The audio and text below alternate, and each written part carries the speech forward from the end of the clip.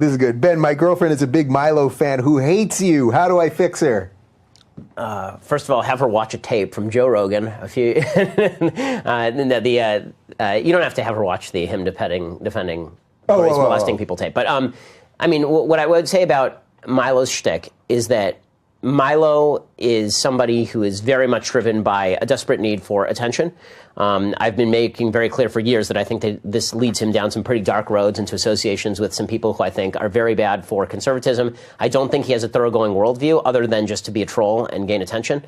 And it doesn't, I'm not surprised a lot of Milo fans are not fans of mine because I've made very clear that I have an affirmative worldview that I stand up for, whereas I think that Milo can basically be classified as anti-left rather than as conservative per se. Like if you ask Milo, what would you do in government? It would all be stuff that was anti-left, I think. But I don't think he thinks about any of that stuff anyway. I don't think that Milo is a big reader. I don't think Milo is somebody who spends a lot of time with ideas. Now, it's not ripping on his intellect. I think Milo seems to be a smart guy. But again, he embraced some really terrible, awful people who did some pretty terrible, awful things in the last few years to make his name. And that's something that I have deep and abiding disgust with. Yeah, so I'll throw in a bonus one for me here on that because I wanted to get to this anyway. Where do you draw the line on who you can interact with or talk to? So, for example, I've done Alex Jones' show, and my feeling, and I got a lot of shit for it, but my feeling was, well, it's live, they're not editing me, and if I can talk about the things that I care about, well, I might just get some of those people to come here and start hearing new ideas and all that. So that's my general policy. Sometimes I sit, I've had other controversial people like Stefan Molyneux and a slew of other people, probably on both sides, that people don't want me to talk to. Do you have a general rule for who you can I mean, the truth is on my podcast, I don't do guests. Yeah. So it's me monologuing for 45 minutes, take it or leave it. It's as far as guesting on other people's programs, my general tendency is that if I feel like the conversation is going to be productive and it's not me elevating somebody who I believe to be morally deficient in a serious way. Yeah. That's the latter one. And that's the hard. That's the hard one because there are people who you wouldn't have on because you'd feel like you're elevating them to a certain point. I have the same issue, but my kind of white list may be a little bit broader just because my ideology is a little bit more well defined in some ways. To be debating Milo, I haven't heard anything about that lately. So the answer is no, I won't be debating Milo. The reason I won't be debating Milo is because he's a coward. And the reason he's a coward is because 3 weeks ago, first of all, somebody, I think it was Dave Rubin plus Steven Crowder, they both offered to host a debate between me and Milo on the alt-right and Donald Trump.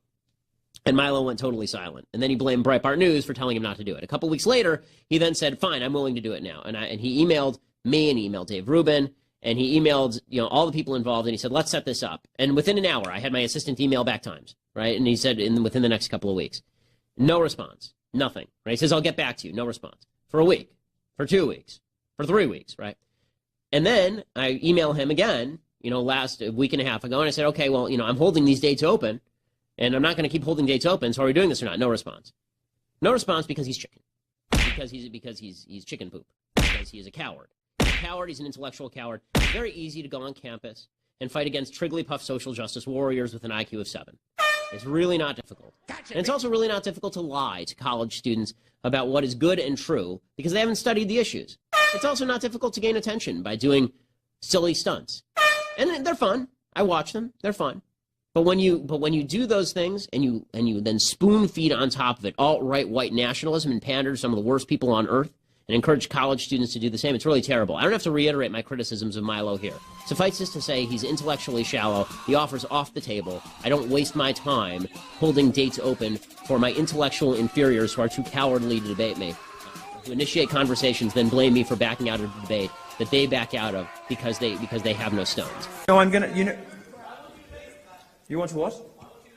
No, people been asking about this at Texas Tech. This is a very, this is a very weird situation that happened, right? I didn't reply to an email for 2 weeks because I'm busy and I was doing stuff like this. No word of, I'm not bullshitting it. I think my inbox has about 30,000 unread emails at the moment. I didn't reply for 2 weeks, as I very often don't.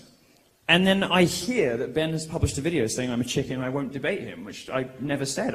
We hadn't fixed a date yet.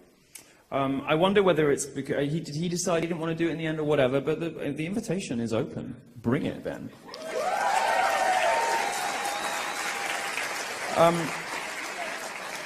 An end to pointless... Well, maybe I'll bring Ben and Dave Rubin, and maybe we'll see. We'll see.